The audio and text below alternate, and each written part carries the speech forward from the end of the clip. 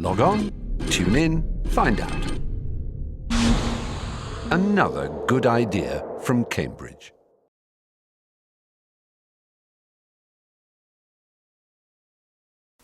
We're pleased to have Professor Srinivas with us this afternoon. He came to Cambridge from the University of Mysore for this term to give the Fraser Lecture, and we thought we would take the opportunity of his presence here of getting him to talk a little about his own career in social anthropology,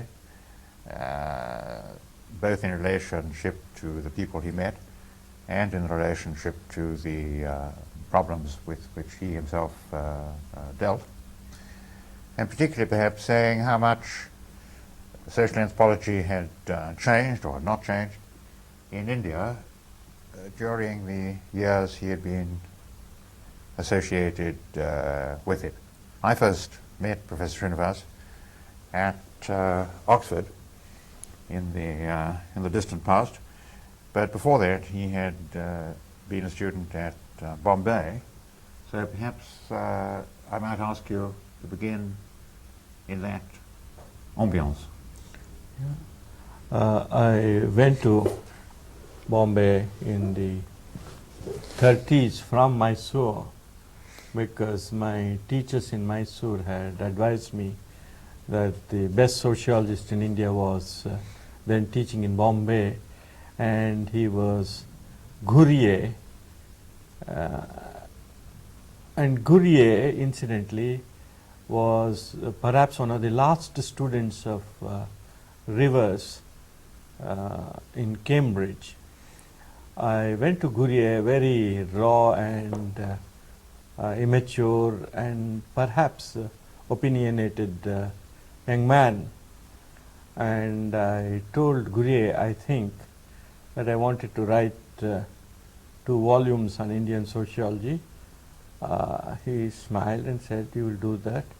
And then he asked me to do a dissertation on marriage and family among the Kannada castes in Mysore. I think he found me too much out of touch with facts, and he wanted to teach me some respect for facts. And I did this dissertation largely out of gazetteers and volumes on tribes and castes, eked out with some field work. And the fieldwork portion was quite interesting. It was even exciting, as I remember now. And I got my master's, and then I proceeded to do a PhD on the Kurgs of South India with Ghurye. This was a thesis based on field work, and Kurg in those days, this was during World War II, in those days was still somewhat cut off. We had buses from Mysore to the capital Makkara and beyond, but Kurg was quite a wild country in those days, and with very few restaurants or hotels, and I had to stay in the homes of friends to do my field work. And as it happened, I came down with some very severe stomach trouble, and this destroyed any notions I had of staying in a Kurg village and seeing everything for myself. So after I had been treated for my stomach trouble, I used to pay visits to Makkara, and from there go to the interior, witness ceremonies and visit temples, talk to people, and this was how the material was gathered. I spent several weeks in Makkara, and I was lucky enough to came across a very learned and also very well informed Kurg who taught me about the language, the customs, beliefs, etc. And he also helped me translate some of the Kurg folklore had collected. And the result of my efforts was a somewhat heavy thesis, about 900 pages if I remember rightly, and I submitted it to the University of Bombay in 1944, and I think I didn't collect my degree. I got it in 45, sometime in 45.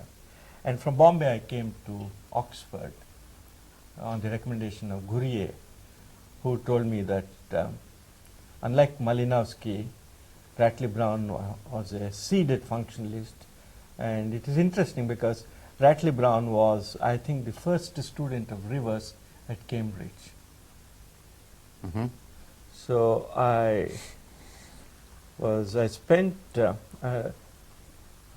came to Oxford in May 1945, and Ratley Brown had returned a few months previously from a rather extended stay in Sao Paulo in Brazil, and the subject of my PhD dissertation was not approved by him.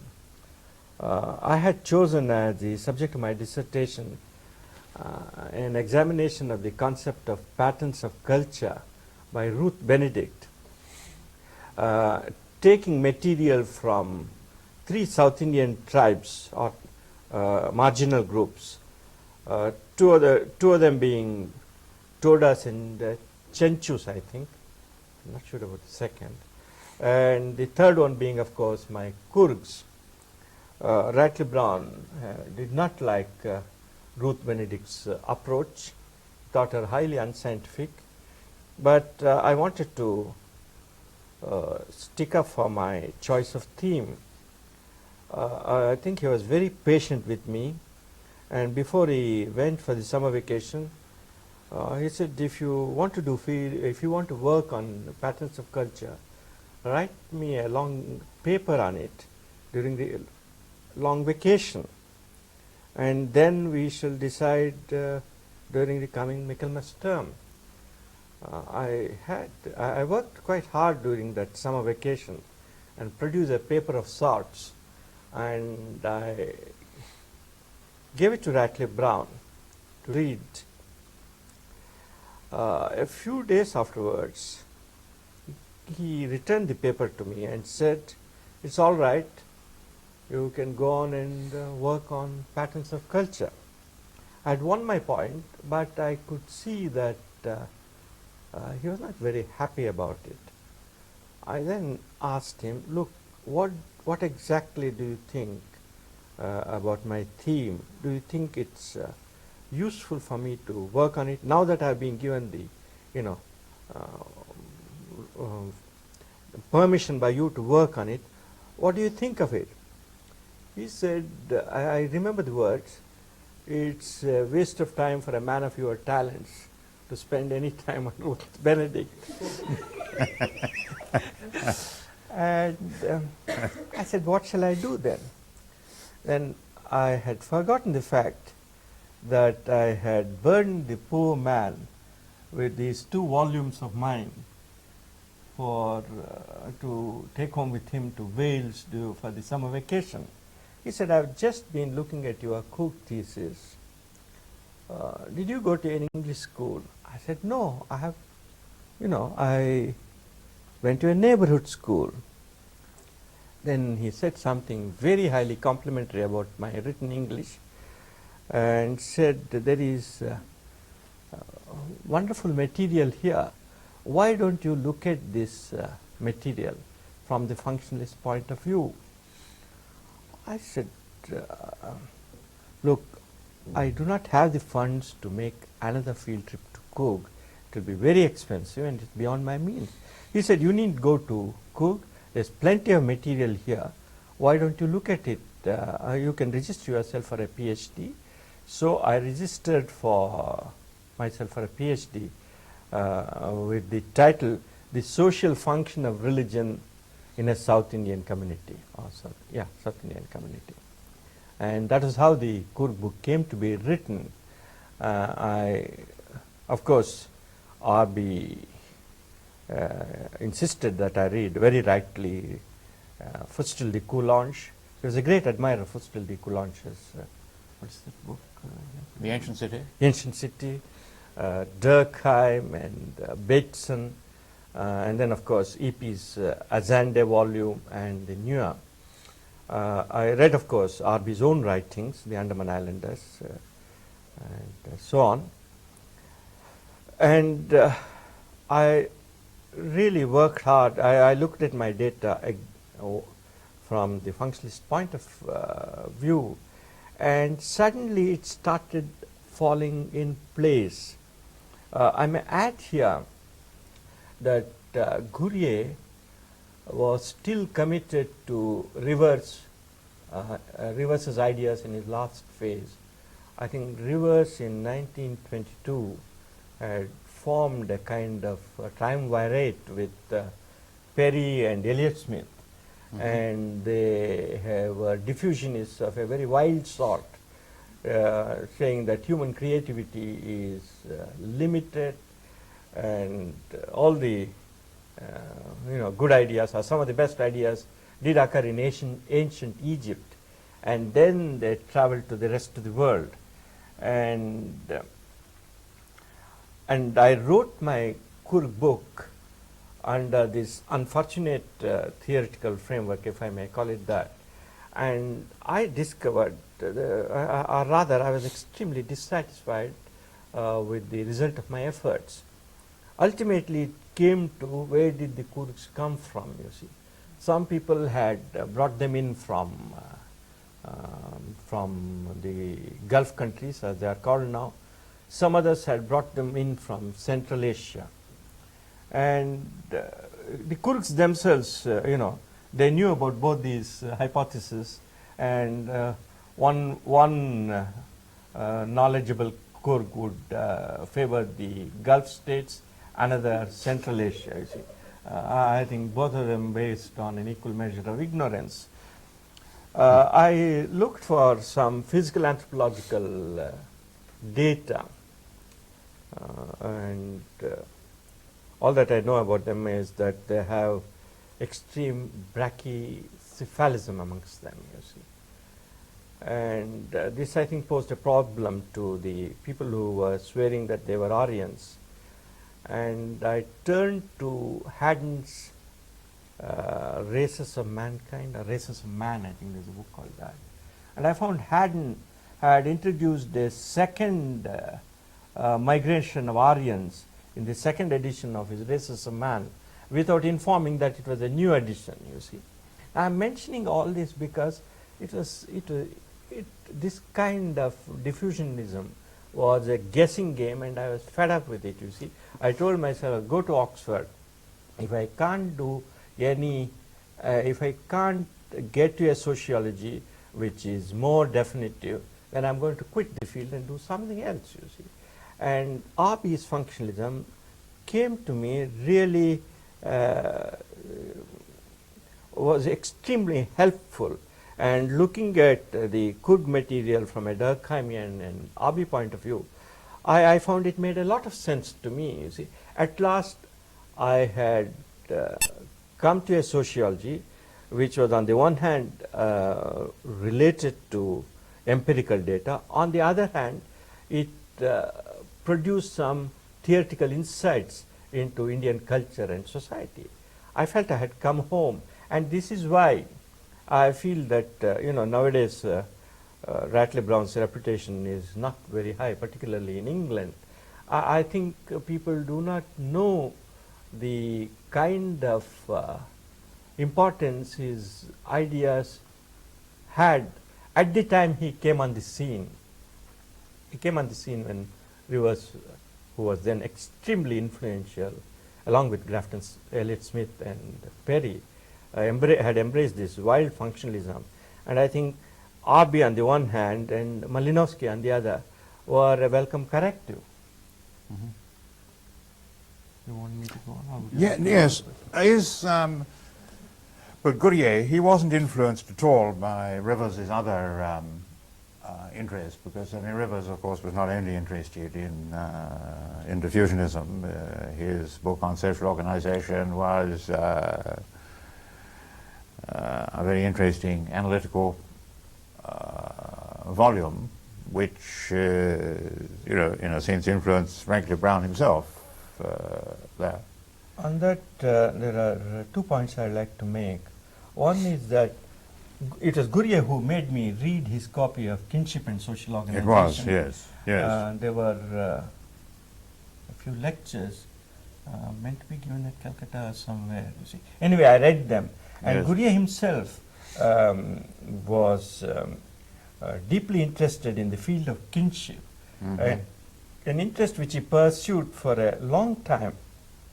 And he has written a paper on dual organization in India. This interest was there. I think about social, what is the other book? Social organization? Yeah, isn't that? Yes. Social organization, he was a bit more, bit less enthusiastic, let me put it that way. R.B., on the other hand, was quite enthusiastic about social organization. He told me that he could point to passages in social organization which Rivers had rewritten to answer criticisms by R.B. So R.B. You mean Rivers had given the manuscript to Radcliffe Brown to read? Yeah, and Radcliffe Brown was convinced that had Rivers lived longer, he would have seen the light and been converted to R.B. and Durkheimian functionalism. It's a very interesting thing. And social organization, I think Rivers comes closest to being a sociologist, I would say. And it was obvious that to me that R.B. had been in touch with Rivers. As to the extent of the influence R.B. wielded on Rivers in his last phase, this is a matter for research. Did Gourier dominate Indian anthropology at that time? Oh, actually, Gourier, I would say, is probably the single most important influence in Indian sociology and anthropology. And one of the good things in India is you can be a sociologist and do anthropological work, and you can be a social anthropologist and do sociological work. And this is one of the main factors in it is the influence of Gourier, because Gourier he could write on the disposal of the human placenta in India, that was one of his interests, and then Indo-European kinship on the other. And he could also write about cities, about sadhus, about caste and race in India. So he was kind of what is the word for it? The word polymath. Yeah. And his basic training had been in Sanskrit. He got his master's in Sanskrit, and Bombay then had a very good tradition in Sanskrit learning and teaching. And I think Gourier got the Chancellor's Medal. And then he came under the influence of Patrick Geddes, who was appointed in 1914 as the director of the School of Economics and Sociology in Bombay. For some odd reason, he was brought in and given charge of a research institution with not emphasis on day-to-day teaching. And this was one of the best things that happened in the social sciences in India. Gourier, after a year with Geddes, he went to Hobhouse in London and found Hobhouse monumentally dull. So he left him after 6 months, I think 6 months or a year, and then came to Cambridge, where he came under the influence of Rivers and Haddon. And then, he was completely overwhelmed by Rivers's personality. And he told me that after meeting Rivers, he was walking along maybe Trinity Street, and he saw a copy of Rivers's latest publication, Instinct in the Unconscious. And then he read it, and he told Rivers he had read it, and he asked Gourier what he thought of it. Gourier said, "It's very good, but it is mechanistic," which I thought was very, you need a lot of what's the word, spunk to tell a man like Rivers that your book is mechanistic, when you just come from India and so on. Apparently this made Rivers like Gurrier, and he allowed Gurrier to submit a couple of papers, long papers for his PhD. And Gurrier told me that one of the disasters in his life was to see St. John's flag flying half-mast one morning, and Rivers had died suddenly on the operating table of strangulated hernia, and Rivers felt orphaned, as he told me. But apparently Rivers had spoken to Haddon about Gurrier, and Gurrier finished his thesis and got back to Bombay to the, as it then was, the School of Economics and Sociology. And subsequently, though he himself was an armchair sociologist, he built up a sociological tradition based on fieldwork. He knew that India had started to change in a big way, and he would get his students to, on the one hand, to dig up data from tribes and castes, reports, gazetteers, travelers' accounts, etc., etc., and on the other to do field work. But I think I was probably one of these students, I was probably one of those whom he wanted to go in for intensive field work. I remember receiving a letter from him in the field when I told him that I had gathered, I think I was given to bragging. I said I had gathered a tremendous amount of data. He wrote me back promptly saying, remember Malinowski, you see. I think it was a gentle but a very firm snub, and it taught me the virtues of modesty, I think. Anyway, I think I have done with Gurrier, and Gurrier said that Rattler Brown was the person I should go to. I think he found Malinowski, he didn't like Malinowski, partly because Malinowski was so critical of Rivers, I think, whereas Rattler Brown had been, it was the, this kind of bond is recognized in Indian learning. If you are the student of the same teacher, you are called Guru Bhai, that is brothers in the same guru. Guru. Yes, yes. So he recommended me to his Guru Bhai. Yes. And then R.B. left Oxford in, what was it, 46 July. And then he recommended me to EP. He told EP that he should take me on. And it was under EP I finished my thesis on the Kurgs. And EP threw a lot of cold water on Durkheim. I think EP thought that I was too enthusiastic in my embrace of functionalism. And he wanted to gently introduce some skepticism into my frame of mind, which I think he did succeed over a longer period of time. But I found that EP poo-pooed Durkheim, but if you read his Newer Religion and see his chapter on Newer Sacrifice, he takes a tremendous amount from Durkheim. I think EP at that phase in his life was rejecting Durkheim because of his determinism, but it did not mean that he rejected the sounder portions in Durkheim's sociology. Anyway, to cut a long story short, I got my degree in July 47, and EP was present at when I was conferred the degree, because I was his first PhD baby in Oxford. So I have I was in essence the last student of RB in Oxford and the first of EP. And it was EP who created the job for me in Oxford as university lecturer in Indian sociology. And one of the attractions of the job was, I got this letter when I was in India.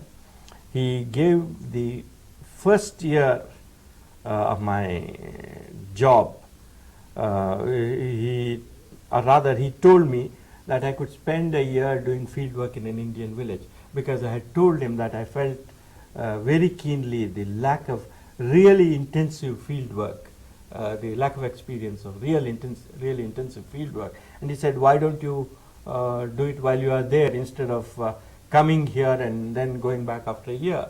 So I was delighted with this offer, and it is really, it illustrates how thoughtful EP could be when it came to action, when it came to helping a younger colleague, student. And I regard my 10.5 months in Rampura as probably one of the most important periods in my life, because I did do fairly serious, intensive field work, and my whole knowledge of India, in a sense, underwent a change as a result of this experience. It is because of that that I am an ardent advocate of experience of intensive field work, whether one is doing social anthropology or sociology in India. And this is particularly necessary for Indians, because by and large the kind of students who come into higher learning in India, whether it's social anthropology or physics, come from the urban middle classes and upper castes, and they have very little knowledge of India. In fact, very little knowledge, except in the case of some students coming from traditional groups, very little knowledge of their traditional culture, and still less of rural areas. And finally, living in a caste-cum-class society, you unconsciously imbibe certain negative attitude towards the culture of lower groups. And one way of getting all this negative stuff out of them is to send them to a village or tribe or urban slum. And I don't know if any of you have seen a book which I edited along with two of my colleagues 2 years ago, The Field Worker in the Field. It consists of 18 statements of intensive field experiences in different settings. 16 of them are based on Indian experience, and they include not only working in village India and tribal India, but also urban slums, factories, trade unions, politics in small town politics, an Ari Samaj neighborhood unit, the range and diversity of the experience, going into a matrilineal area in a very traditional part of Palghat in southern Kerala. So the range of experience is astonishing, and I would make it compulsory reading for anybody taking up social anthropology or sociology, not because I'm one of its editors, but I do think that Indian students particularly need to be brought out of their domestic and caste and sectarian shells to appreciate this richness and diversity of Indian culture, and also much more important to see that multiplicity of perceptions is basic to Indian society and culture. I don't know if I'm making sense to you, but how have you managed in India? You said that it was partly due to Goody, that you have, in a sense, this overlapping fields of sociology and social anthropology. And I think it's significant that you said yourself that you found Radcliffe Brown an interesting from the standpoint of here you came across a true sociology. It's significant too, I think, that your lectureship in Oxford was a lectureship in Indian sociology. Now, although we have got this tradition, I think, and Radcliffe Brown himself spoke of comparative sociology, and when anyone asks me what I am, I speak in the same kind of terms. On the other hand, it's a very difficult situation to maintain because the sort of polarization takes place. Anthropologists inevitably get stigmatized, as they do in current disputes of this country, as Blue Lagoon anthropologists. And students themselves sort of see two channels, one which involves going to far-off places in Blue Lagoons, and the other which involves working in your slum areas. We get, I think, too little of the latter nowadays. What is it, how have you managed to keep some kind of balance, overlap? I mean, how have you managed to achieve this greater overlap in India? Because in many other countries, there has been this greater polarity, really, that's taken place, you think, with sort of sociology as being defined as, the here and now, the active part of things, with social anthropology being involved in rural areas, more historic problems, and so on and so forth. I mean, Not that the second variety of sociology is not present in India. I mean, you do get, especially students who have been to American universities and got their PhD there,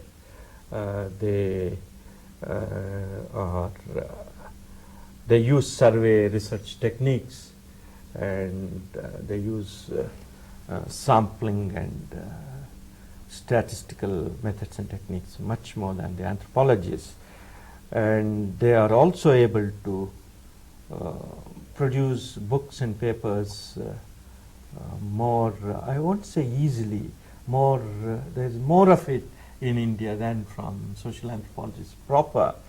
And this kind of sociology is often put in opposition to social anthropology by the practitioners of sociology. And I've had the distinction of being disowned both by sociologists and social anthropologists in India. That's a very honorable position to be in. But there are certain tendencies, or rather features in Indian culture itself, which enable you to, which force you to come out of your preoccupation with tribes or with urban people and to go back into history. For instance, Gurier's own influence is very significant in this connection, and the fact that traditional life is so prominent in Indian life, and if you are investigating any section of Indian life, you come into contact with the book dimension, as I call it, with the scriptural dimension, and you come into contact with ritual specialists, and you go to pilgrim centers where they have your genealogical records. So the past is ever present in India, if I may say so. So you can't make a hard and fast distinction, and this is one of the factors which makes it very difficult to divide the field neatly between anthropologists and sociologists. And not only Gurier, but some of the other sociologists like Chattopadhyay, who was also a student of Rivers in Calcutta, and N.K. Bose. N.K. Bose, for instance, studied tribals, and he also studied coronation rituals in Orissa. He didn't publish much though, but this toing and froing between tribes and aspects of traditional culture, studying pilgrimage centers and so on. So the presence of tradition in a very strong and in a very live manner in Indian culture is certainly a factor, I think. And apart from it, I have another idea which I find very useful. Another idea of Ratcliffe Brown's is this concept of comparative sociology. The only thing is it's not practiced anywhere, but it's useful as in polemics to when you're fighting for the right kind of right kind of sociology or anthropology, to call yourself a comparative sociology, which ideally includes all societies in space and time. And that is to say, you can work, for instance, in ancient India. I mean, you can discuss the role of Buddhism in ancient Indian society or Jainism in ancient Indian society. And one of Arvind Shah, for instance, who has done probably one of the best studies of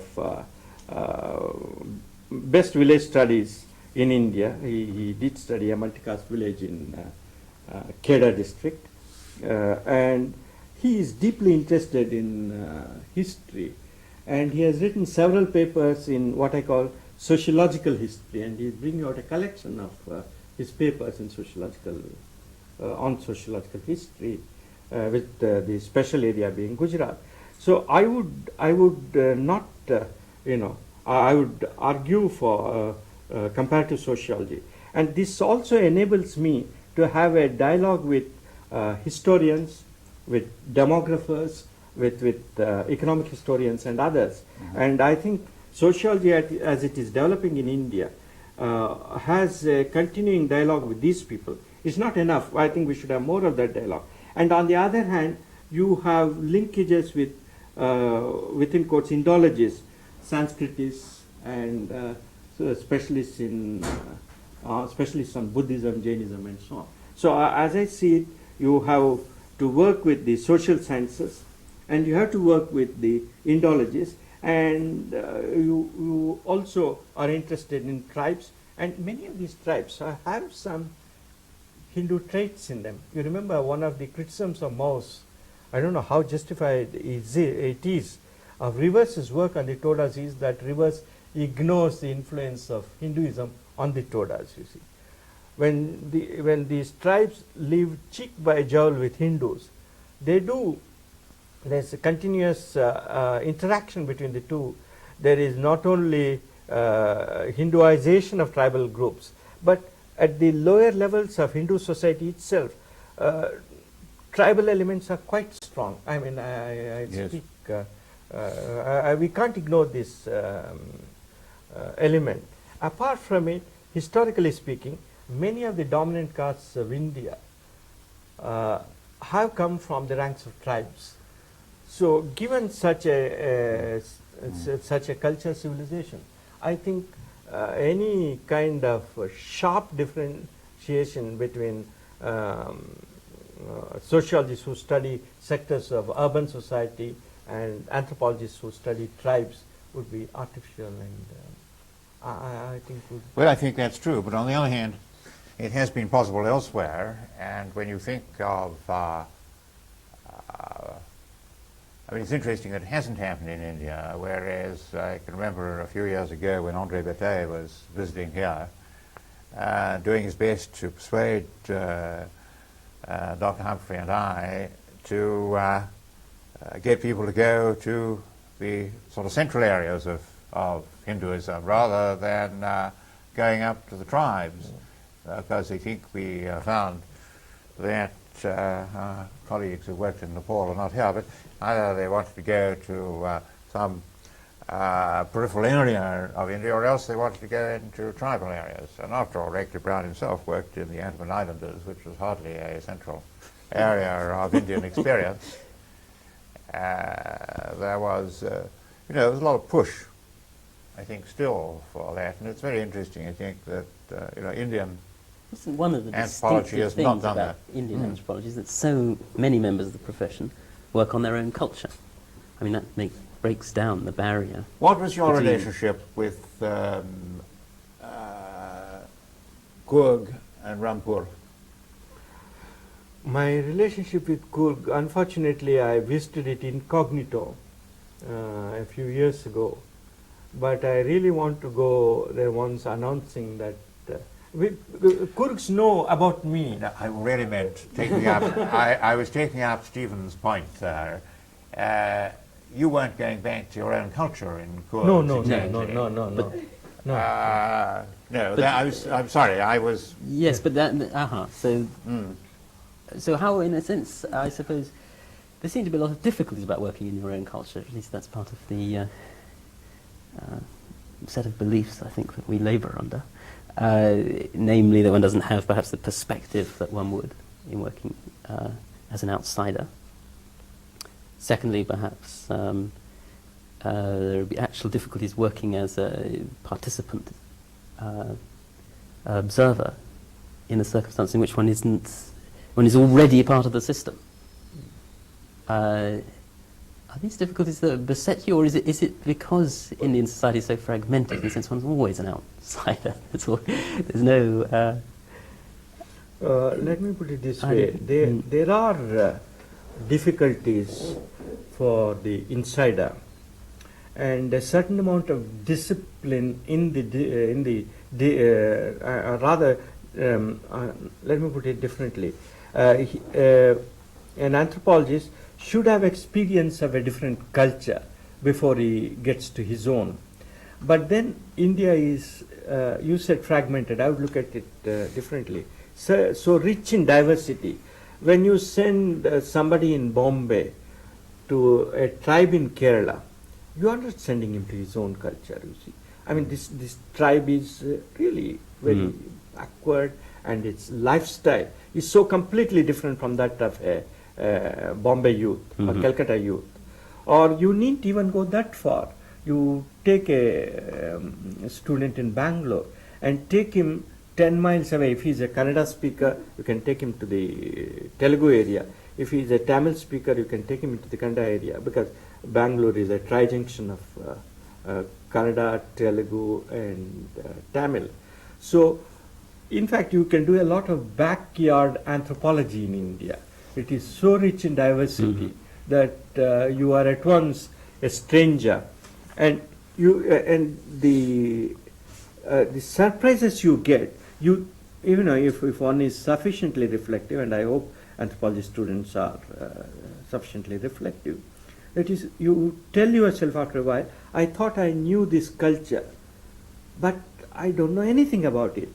Let me tell you a thing that happened to me. This was not my first field work. This was really my second field work after I'd done my Kurd field work. And Rampura is only 22 miles from Mysore. And during the summer of 1948, there was a protracted drought. And in this part of Mysore, you do get odd rains, a couple of rains.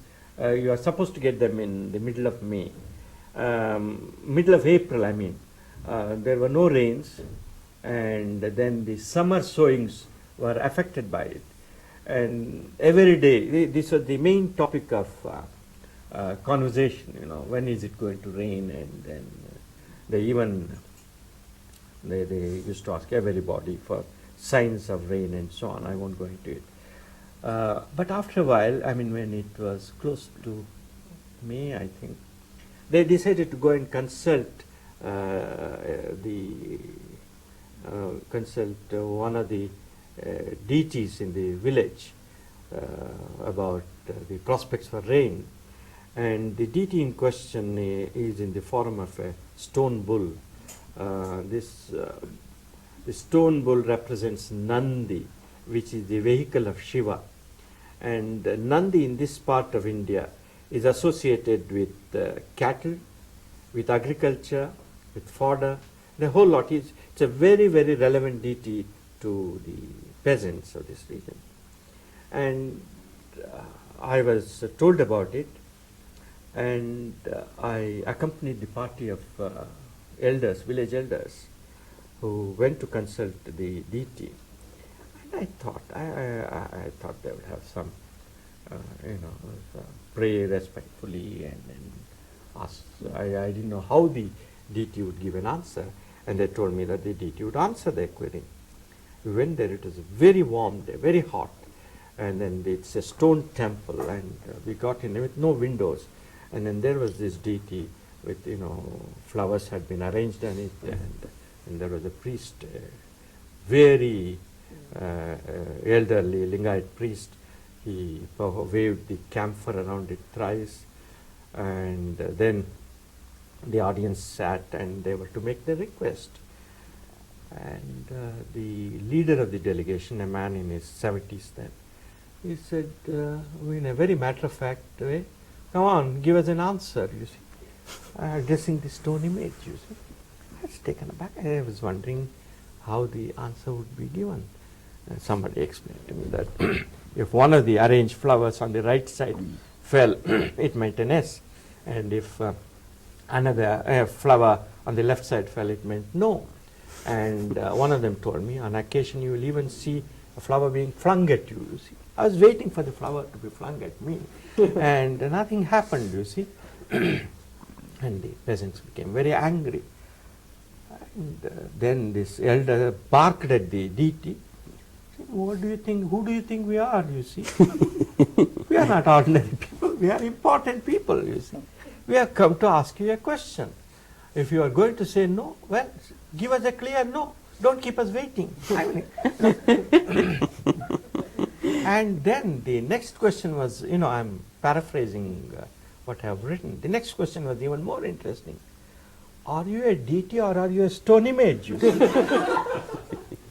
then you see, at this question, my whole impulse was initial impulse was to burst out laughing. But then I sensed the mood of the villagers. They were in deadly earnest, you see. They had no doubt that they were conversing with a god. And no reply was given. And then somebody said they would come following morning for a cold flower, you see. They didn't. And we dispersed. But take this brief experience of mine. I don't think if you are brought up in an urban area, you will have any notion of it, you see. Or my other experience in Coorg, when I found this oracle who had been fasting for days, and the people knew his movements, they as though there were a script giving them his movements. They said he will come and he will put out this fire, and they saw a man in a white gown with an open Coorg sword in his hand. And then I remember the fire, you see, it was of really timber logs, and I couldn't stand. As the fire got going, I started, moving away from it. I measured it around, at about 10 feet, it was too hot for me to stand near it. So I moved away. This man came and with bare feet, he jumped and he almost stamped out the fire, you see. And then he went to the front of the temple, stood on the veranda, and then started gashing himself with the sword. And then I saw blood streaming. It's a very unnerving sight. And then in emulation of him, the untouchable oracles below started gashing themselves. And then at the next moment, he was inside the main temple and outside the sanctum sanctorum, and there he was gashing himself. You see. And then at one point, the young Brahmin priest of the temple came, and then he said, this man is supposed to be possessed by Bhadrakali, and this boy spoke in Kodagi. He said, we have had your visit. We hope you are not angry. You calm down now and leave us in peace, you see. And they gave the consecrated water. And the oracle took it, and then he he resumed his normal self. I mean, I think this would be an absolutely strange experience for most Indians. So the point I'm making is, India is so diverse and varied, regionally and sectorally, or caste-wise and ethnic group-wise, that I don't think this argument about insider and outsider is... But what about caste affiliation? Sorry, caste affiliation and so on. Those of us who even come from the outside find that once we start getting associated with a particular caste, we find we have limited access to other castes. Now, already coming in with a caste assignation of some sort, did you find that you see, difficult? Actually what happened was that the villagers in Rampura made me behave like a Brahmin. You see, they found me a very I would call myself a relaxed Brahmin. They thought I was, I was not really the thing.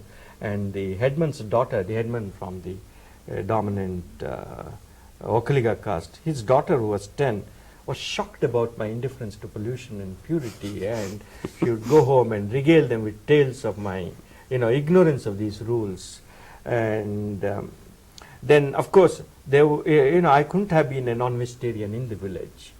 And I had, when guests came from the city, the headman, who, even as the jeep was coming in, the headman would have known the castes of, I'm exaggerating a bit, he would have known of the castes of the occupants or the passengers and tell me that I would be feeding the Brahmins and he would take care of the others.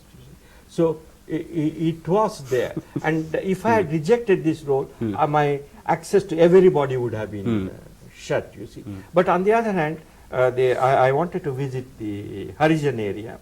And I asked the headman because I knew I needed his permission to do anything.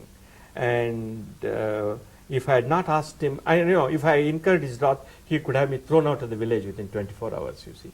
He kept postponing it. So one day, after a while, I walked with my assistant to the Harijan area and sat at, in the veranda of every hut and, asked them about their genealogies, their land and other data, their occupations, etc.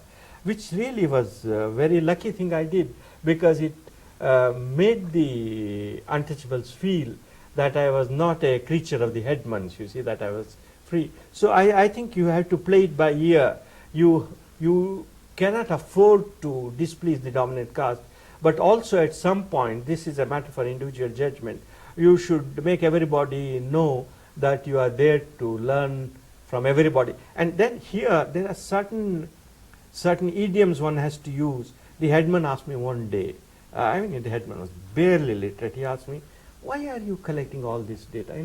He thought of me, I could have been employed more usefully in the secretariat. Why are you doing this?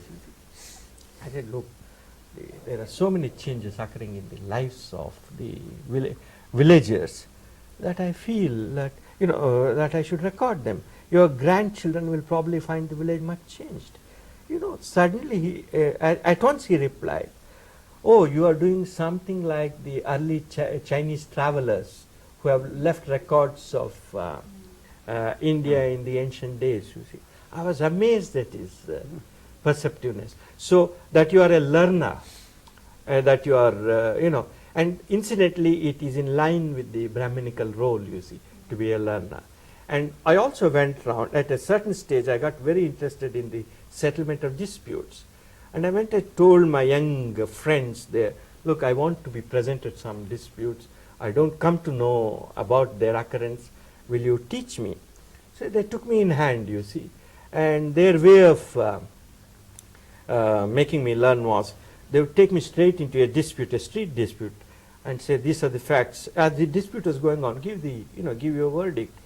I would venture forth with with some answer. And at once they would shoot it down and start laughing, you see. This is, with all your degrees and so on, you were given such a foolish judgment. And, they would hide relevant facts from me, But after a while I realized it was a game that was being played in which they wanted to make me out to be a fool, you see. But as long as I was willing to go along with them in this game, I learned more and more about, dispute settlement. And I found it a very useful to play the role of the fool, you see. And in essence, I didn't know, I knew very little about the village. Carrie, I stole your question, sorry.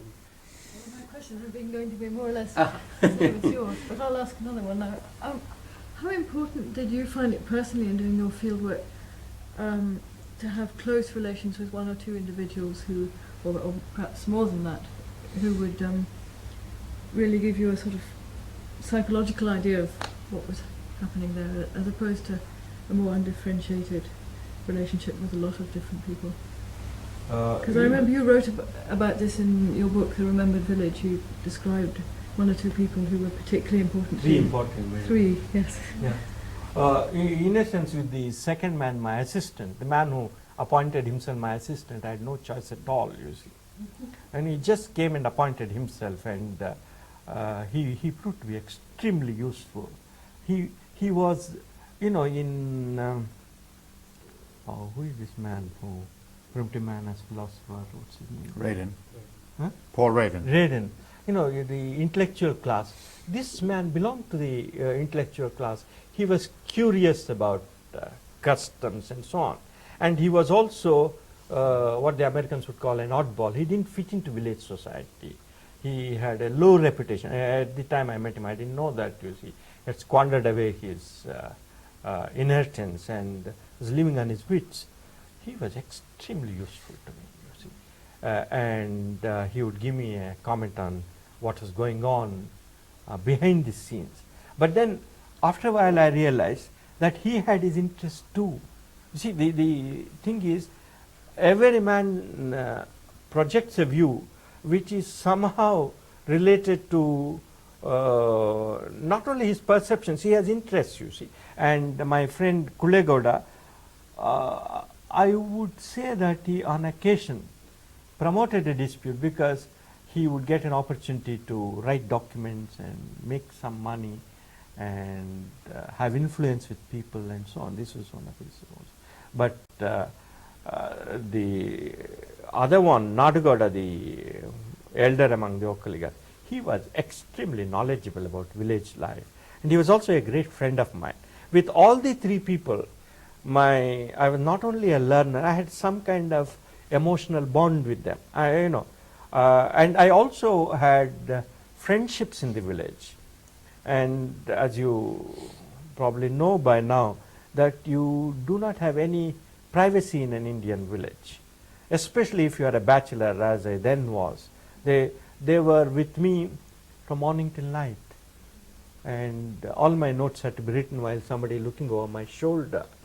And it was only at night, I used to bolt my door and write under the light of 2 hurricane lanterns. Sometimes the headman would have borrowed one, you see, though I had to write under the light of one lantern. And one night I remember I was very tired and I was sleeping, or trying to sleep, when I got a knock on the door, and he kept on asking for me, Swami, Swami, and so on. Means, it's a respectful way of addressing a Brahmin, incidentally. I didn't answer because I wanted to sleep. And then he went round to the window on the side and peered through it and started shouting louder. After a while, I couldn't resist him. I opened the door. I thought there was some emergency and, maybe somebody was sick. And I used to have a lot of tablets and medicines for them. And I asked him, Iregoda, what do you want? He said, I was bored, I thought I would have some company. 10 o'clock, or past 10. By 8:30 the villagers are asleep. And then we started talking. And then we got on to discussing a famous wrestling match in Mysore in the 20s. I'd heard about it as a boy, as a child. And I remembered, wasn't the name of the wrestler so-and-so. And then this man proceeded to show the wrestling trick which the local hero had used to defeat the champion from outside, from Hyderabad or somewhere. And then around 11 o'clock or so, he was holding me like this, hefty villager. And then after this social visit was over, I slept very soundly. So what I mean is, I have identified a disease, social claustrophobia, which hits everybody in an Indian village, if you are doing field work. And I used to sneak away on lonely walks, you see. And if it became unbearable, I'd go to Mysore for a day or so. I think you live very much at their mercy. I've heard of Africanists telling me that they would close their doors at 10 o'clock and type till late into the night. I don't think one could do it in an Indian village. I don't know who these Africans were. They were very lucky to have doors. In my experience, so closed. Gordon. You mentioned that you made many friends in the village, and that you had certain people with whom you exchanged a lot. of information. But did you find that by making friendships with certain people, you alienated other people? And what did you do about that? You see, this is a very good question, if I may say so, because I've heard social scientists, anthropologists saying that I kept so many families under observation, you see. In my case, the opposite was true. The headman had kept me under observation throughout, you see. Within a couple of hours of my leaving my... 300 families would give you under observation.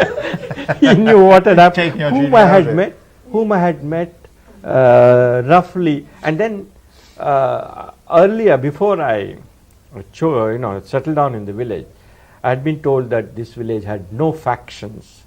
It was, and so on, all this stuff. Actually, I was, I thought for a while whether I should go to such an atypical village if there were no factions. It would not be worth studying, you see. But very soon, within a few hours of my arrival, I knew there were factions. And one of the young faction leaders, he called himself a member of the Indian National Congress Party. He was one of the young Turks. He told me, you are staying near the headman, and doubtless he will tell you about what's going on in the village. It will be a very one-sided view of the village. If you are going to write a dispassionate account about our village, how do you make sure you will listen to everybody? I told him, I would like to talk to you very much. This is exactly what I come to this village for. When are you free? I would like an appointment with you. I think this disarmed him a bit, and he became a kind of friend of mine. But subtler than this was the fact that Nadugowda's sons were opposed to the headman and his rule, and they were leaders in a faction opposed to the headman, and they were some of my best informants and friends. And I used to go to them and I used to relax with them. The headman and his family were always, they were reserved. Whereas with this group, they were not so reserved. And I used to drink tea with them, go for long walks with them, and so on. And the headman was always suspicious of my association with them. And he would ask me, question me on what we talked about, and so on. I would tell him not the strict truth, you see, but something, we were talking about ritual and this and that. But once I really fell foul of the headman, and it was due entirely to my thoughtlessness. This was years after I had left the village. I was on a brief visit, and I think the normal caution which I exercised had left me, and one group of brothers were bitterly opposed to the headman. They said, the moment they saw me get off the bus, they said, will you come and photograph a part of the embankment of the village tank? It's very important to us, you see. I thought it was an innocent question. I went and took photographs, and they told me that there was the tank water had gushed through a hole and ruined their crop and so on. And they asked me to send photographs of the breach in the embankment, etc., which I promised to do. And then I went to pay my respects to the headman. The headman said, what have you been doing? He was very curt with me. What have you been doing? I said, I went to the tank and I've been photographed the embankment. And he said, do you know they are having a case against us? They have sued the panchayat for nuisance or something, and they are going to use you and your photographs as evidence against us. Do you think it's loyal on your part to do this to us, you see? It was comeuppance of the kind I had never thought would happen. And I at once apologized to him, and I told him that I would tear up the negatives, which I did. And so you have to be very, very careful in walking the edge of factionalism, as it were. It's a very real danger, you see. But on the other hand, the headman didn't mind or couldn't prevent me from being very friendly with the untouchables. There was one young rebel among the untouchables who was very witty, very articulate, and he used to give it to the landowners from, or rather his landowner in a particular dispute I witnessed. I mean, he scored so many points that many landowners started admiring his his wit, his logic, and so on. This is another feature of Indian village life, that there is a certain aesthetic appreciation of disputes and arguments, and and the man who argues cleverly is admired, and so on. So he didn't mind my going to different castes, but he certainly minded me going to the opposite faction. So they received sort of warnings about problems for Western anthropologists moving upwards or downwards is really not the thing. It's a question of moving sideways, where the real problem lies. Would you say? I would say both ways. This is why one has to be continually on the watch about how one behaves. One is supposed to be relaxing, but even one is relaxing with friends, one should be careful about what one says, you see. At any moment you might hurt somebody, you see. It's really, there's no book which can help. I think it's some kind of increased sensitivity. I think this is why I found this, and the amount of data I had to collect and record. About once in between 4 to 6 weeks, I would have difficulties in sleeping. I would then go back to Mysore, probably sleep for a day or so, and then come back to see refreshed. It is very, I don't know, Jack, what's your experience? I think one has to be on the alert all the time, and this part of this train of field work, I would say. Yes, it's true. Though I prefer it myself to other sorts of strains, such as I regard it as a pleasure. Oh yeah. to unfrequently indulge in. Could I ask about another aspect of this being on your guard? It's again to do with the ethics of field work. There are two problems which I wondered whether you could comment on. One is, in the past, in a lot of the anthropology that was written by colonialists who went out to a place, they came back and they wrote about the natives, never expecting either to see the natives again, or certainly not expecting the natives to read their books. I wondered whether your situation, where you were very close in many ways to the people, and they were quite likely to be affected by what you wrote, and to read possibly what you wrote. You mentioned this Coorg return, whether that affects much more how you report, because so much more has to be carefully weighed in terms of what effect it might have on the people. And the second question is that, and this is what is often seen as the central ethical question in anthropology, the manipulation of people as a source of data. In other words, I find even now, 10 years after having done fieldwork in Nepal, when people from the field write to me, I get a peculiar sense of guilt, almost, that these are people who provided me with material for my own work. Often they write with requests which I'm unable to fulfill, or don't feel I can fulfill well enough. But I'm a long way away, I'm thousands of miles away. I wondered whether the problem of both having people as friends and people who you enter into human relationships with, and also as people who are ultimately objects of study, is one which is greater for you. In a sense, it imposed a terrible strain on me, because to regard Nadagowda or Kullegowda or the headman as only sources of data was aberrant to me, because they were human beings and I had close and intimate links with them, as with my friends. But my role was that of the learner, and I could ask them questions, and they liked teaching me. That's also another thing. But there is a seamy side to data. It was when asking about that I felt most uncomfortable, you see.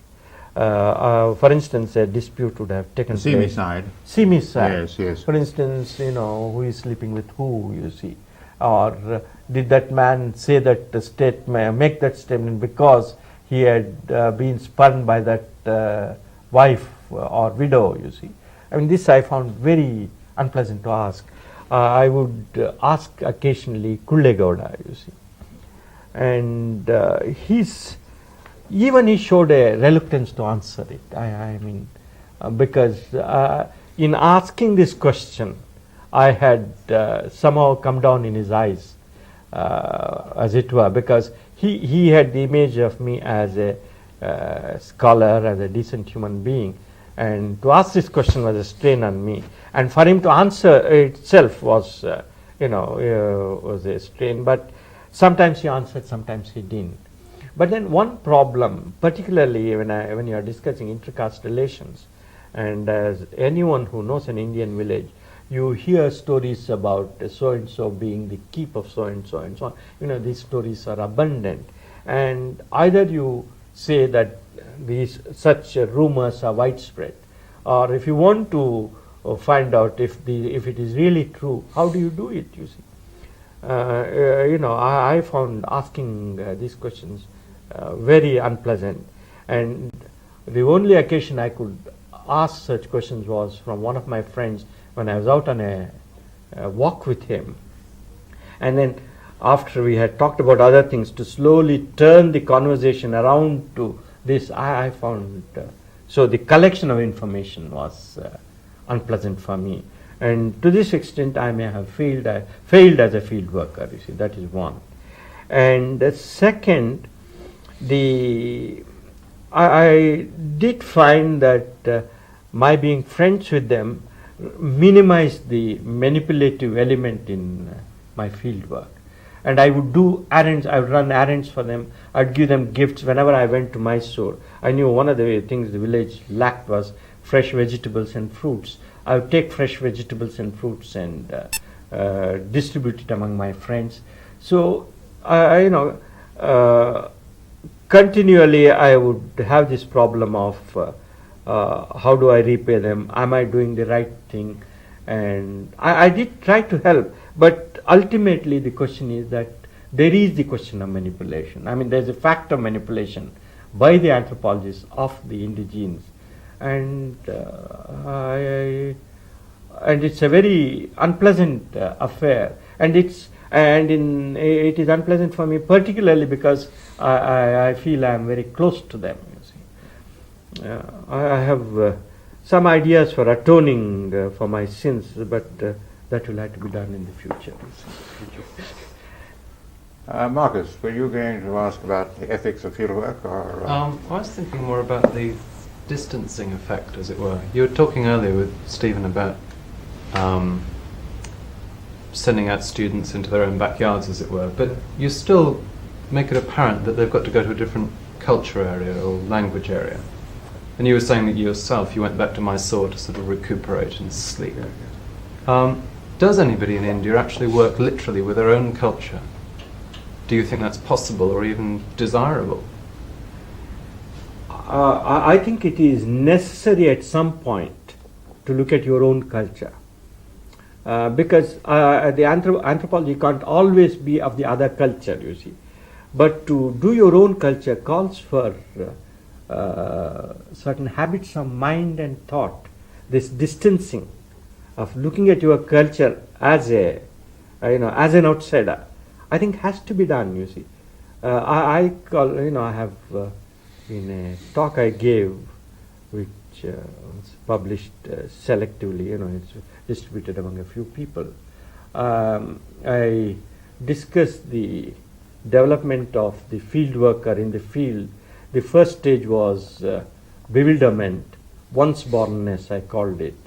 And second stage, this great rapport which you think you have, I call twice-bornness, so much so that you look at the world from the point of view of the indigenes, and you think everything they do is right, and everything the outsider, the official, the visitor, or even you do is wrong, you see.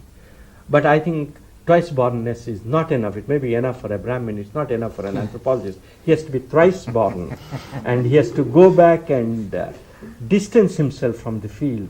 And one process, two necessary acts in distancing. One is to run away from the field, you see. Physical distancing is absolutely necessary. You must get away from that environment. And two, writing is distancing, you see. So the discipline of writing, and writing for an audience of anthropologists, each of whom has his own group and has done or is about to do the distancing. I think these two are necessary. And after you have done probably one or two people, studies of one or two people, then you can take on your own culture, not before that, you see. So you feel that fieldwork is, I mean, Peter Berger, for instance, has his idea of disillusioning, that as a sociologist you finally come to see your own society from outside, but he doesn't feel it's necessary to go off to New Guinea or somewhere before you can do that. So you would regard it as essential to leave your own culture before? Not to go to New Guinea, you see. For instance, let me say, let me take up an area where I know nothing about and say, I think a middle class student here could study a slum here. If you wanted to go to New Guinea, you can go to Leicester and study the Gujaratis, you see. That would be a different kind of culture. So then he can go back and study his own people. In fact, I'm going up to Leicester to study. You are going up to Leicester, doing the right thing. I'm glad you said that way. Well, Srinivas, do you find that if you're seeking explanation from your villages, you get different explanation from different people? And does that mean that you had to kind of work out the psychology of each informer before you can evaluate what exactly are they saying? Not only psychology, you have to know his interests, his occupation, his land rights, his relations with his kinsfolk, his friends. Each statement comes from a particular personality and a whole matrix of context. So the explanation itself needs a comment and an explanation. Am I making sense? Or? Yes, but like you mentioned about the fact that village headman said that there were no factions. Are there events which after a period they begin to deny that these happened and gloss over things so that it's presented in a very different way by the same people over time? I think there are two or three things here. One, any outsider, when they are faced with any outsider, especially with an outsider whom they respect, the standard rhetoric is we have no factions. Because anything which does not create a positive image in your mind about the village, they would not tell you. In fact, within 2 days of my coming, I knew that somebody had set fire to somebody's hayrick. And the matter was mentioned in my presence, but when I tried to ask details about it, I was just, they just turned to some other topic. It was weeks later that I started coming to know about who had set fire to whose hayrick and so on. And so the point is, gradually as you are absorbed into the village, then you are told more and more things. But even then, in the last analysis, they remember that you are an outsider. And they won't tell everything to you. Because of my many contacts and my friends amongst the younger villagers, and I think in a sense they meant it. I think there was a compliment implied in this. They said, as I was leaving the village, they said, you know so much about our village, you can get every one of us into trouble, you see. So there is that fear also. On the one hand, they want to present a decent image of their village to you. On the other hand, if you know too much, then you can get them into trouble. For instance, there was not a single landowner who had not encroached on government land, you see. And I had land figures, I knew the survey numbers of each villager. I could say, where exactly they could have encroached upon. But they didn't know one thing. Even if I made a report about it, the government officials would know that this was universal and it was silly on their part to try and prevent this, you see. They would have that much sense, you see. I wonder if I could take away from the problems of fieldwork, because get a group of anthropologists together and they always want to ask, really they're asking about their own experience rather than yours. I wondered if I could ask you what it was that led you into doing sociology in the first place, when you said you went to work with Goody in Bombay. At a purely secular rational level, I would say accident.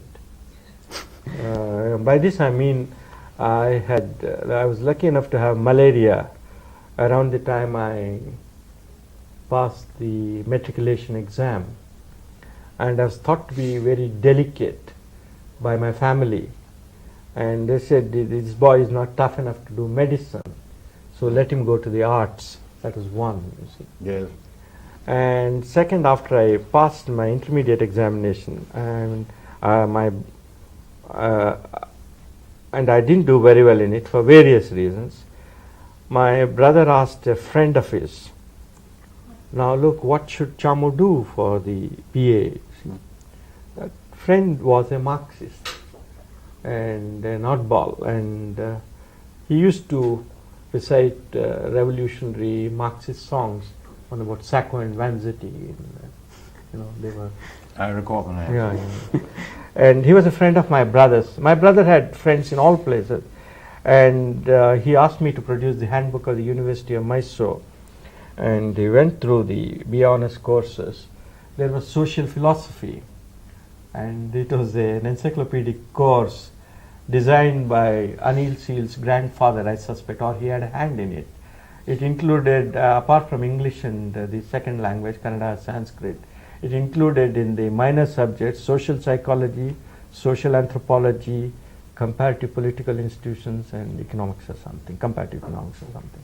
And then as major subjects, philosophy of religion, political philosophy, ethics, history of ethics and political philosophy, Indian social institutions, Indian ethics, and essay or something, So my Acharya, that's what my brother's friend said, this is a very humanizing course, why don't you make him go through it? And my brother said, why don't you take it, you see, remembering that I was too delicate to do medicine, So I went on to social philosophy. There I got really some kind of background, I won't say grounding, and it was there that I heard about Goody and his eminence, and it was in my first or second year on the honours course that the names of Rivers, Malinowski and so on became familiar to me, and then I went to Goody. Goody was our examiner at the final year honours, and he had given me first class marks, and when I went to Goody, normally you are not allowed to do a master's degree in sociology in Bombay without taking 8 papers over a period of 2 years. He said, you have covered the ground, so why don't you do some why don't you do it by dissertation? And this was due to the fact that Goody didn't want me to waste my time, and also because he sensed that I had read too much theory and highfalutin things, and that I should be rooted in facts. And you know what he did? The first book he gave me to read was Hobbes's Models in Evolution, which very nearly put me off sociology. Have you seen that book? Yes, Don't tell me you prescribe it. Yeah.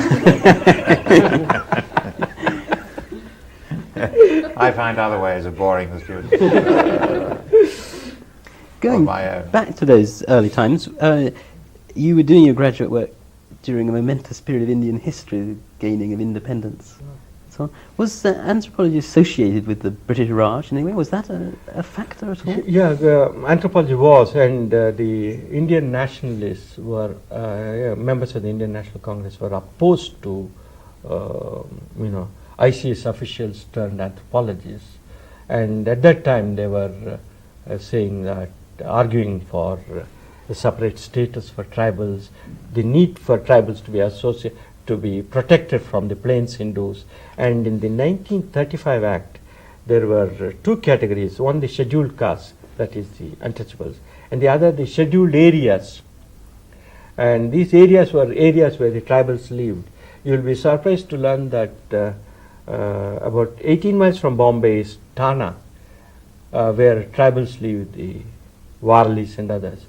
That was excluded from the limited provincial autonomy offered under the 1935 Government of India Act. So Indian nationalists were opposed to anthropology. But, Gurye himself... They were opposed to setting aside these areas yes, because they wanted it done on a they thought it was a regional ruse basis. of Yes, the yes. rulers To divide, to divide and to keep the tribals to themselves. Gurye wrote a book based entirely on secondary sources on the scheduled tribes and their future. It showed that the problems of the tribals in many ways were similar to that those of the poorer peasants, and it didn't make sense to separate them.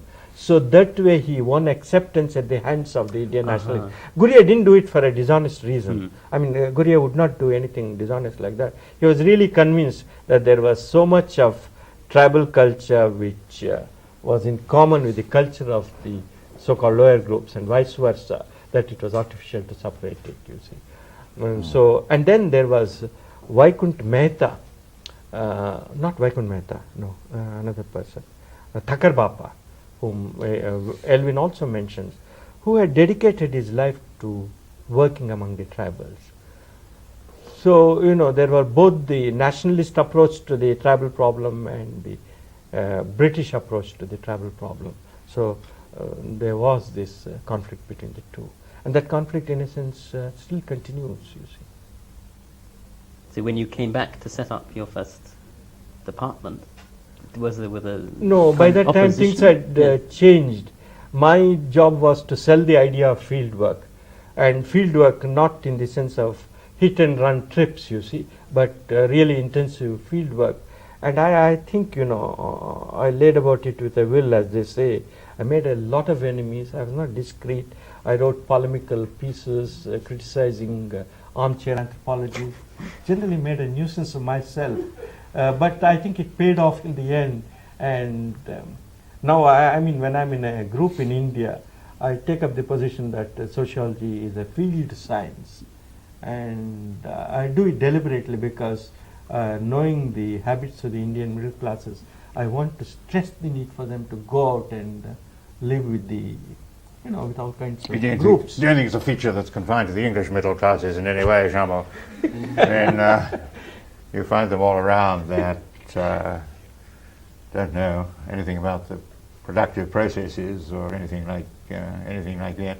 But tell me, would you say something about your going back? You went to Rampur in 47. 48 January. 48 to 49. And you came back to Oxford. January 14th or 15th. 49. 49. And you stayed in Oxford then for? Till 51 June when I got the chair in Baroda. Yes. And then, yes. I stayed in Baroda till... Then you gave up the post and your successor was Louis Dumont. I had to get that in. And then David Pocock. Yes. Well, and you went from Oxford to Baroda. And how long were you there working with the Institute? 8 years in Baroda. It's a story of my life, if I may say so. I stayed long enough in Baroda to get a few good teachers and to get a few good students. Arvind Shah and Narayan Sheth were both my students there. And both of them have chairs now. And then the University Grants Commission, which was set up in 54 or 55, 53 or 54 or 55, I'm hazy, I'm not certain about the date. They thought so highly of the department in Baroda. Suddenly, things were happening in Baroda. They gave me money for new posts, scholarships for study, including at the PhD level, and then grants for a library, for enlarging the library, and also money for fieldwork, etc., and money for a new building. But then, 1959, February, I was in Delhi because Dr. Rao invited me to the Delhi chair, And so just when I could have settled down and really started doing my own work, I had to move to Delhi, where again the same situation. I had to start a new department, and Andre was one of my first students and first recruitments in Delhi. And in 9 years, the Delhi department, became so well known that we were made a center of advanced study for the teaching of sociology, and we then had 4 professors in the department, and the number of posts was increased. We got money for a new building, we got money for research, etc., and also money to attract students from all over India. But then in 72 I had to leave to start a new institute in Bangalore, and I spent 6 years, and then I gave it up because I felt I was becoming increasingly alienated from my studies. And now I have a Homi Bhabha senior fellowship, and I have an honorary fellowship at the Indian Institute of Management, and facilities to do my own work, and I'm slowly catching up with material. And a tremendous amount of new work has been done in India, exciting work, and I hope during the next few years I will catch up with it and be back in business, as it were. You see, too much of my time has been spent in teaching and in promoting the discipline, both in the university, inside university and outside. You see, so much so I don't want to look at a student now. Yeah, I noticed you looking the other way. But the institute you set up at Baroda and the school and to Delhi, were they both combined anthropology, sociology departments?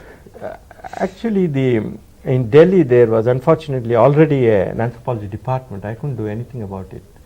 So, but I had friendly relations with them. So you became professor of sociology? Sociology. Yeah. But it did not prevent me from doing what I liked. For instance, in 1968 or so, the University Grants Commission requested me to start a program for the tribal people of northeastern hill region. That is to say, the Khasis, the Garos, the Panar, and then Arunachal.